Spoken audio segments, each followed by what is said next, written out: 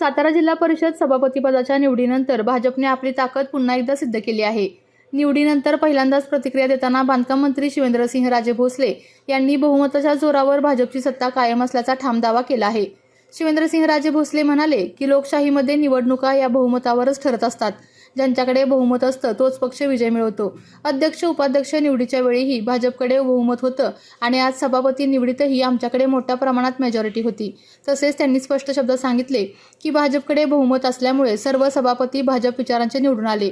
आमच्या सर्व सदस्यांनी पक्षासोबत राहून एकजूट दाखवली, त्यामुळे जिल्हा परिषदेत भाजपची सत्ता कायम राहिली आहे।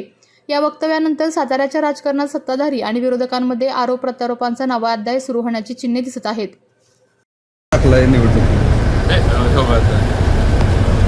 शेवटी लोकशाही आहे। लोकशाहीमध्ये त्यांना त्यांच्या मताधिक्य किंवा त्यांच्याकडं आकडा नसेल असं त्यांना म्हणजे खात्री झाली असेल। शेवटी बहुमतावर या निवडणुका होत असतात आणि जिल्हा परिषद अध्यक्ष उपाध्यक्ष पदाच्या वेळेला आम्ही भाजपनं आपलं बहुमत दाखवलं होतं। आजसुद्धा आमचे सर्व सदस्य मतदानाचे इथे गेले होते।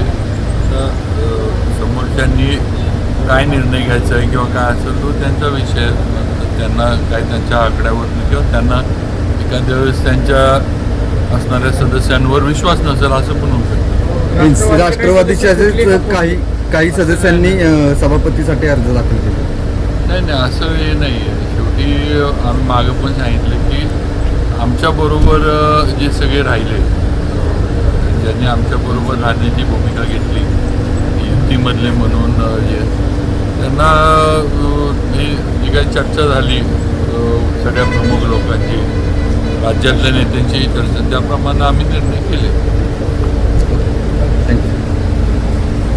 आपल्या तालुक्यातील जिल्ह्यातील बातम्या सर्वप्रथम पाहण्यासाठी आजच सातारा न्यूजला YouTube चॅनलवर सबस्क्राईब करा, लाईक करा, शेअर करा आणि बेल आयकॉन प्रेस करायला विसरू नका।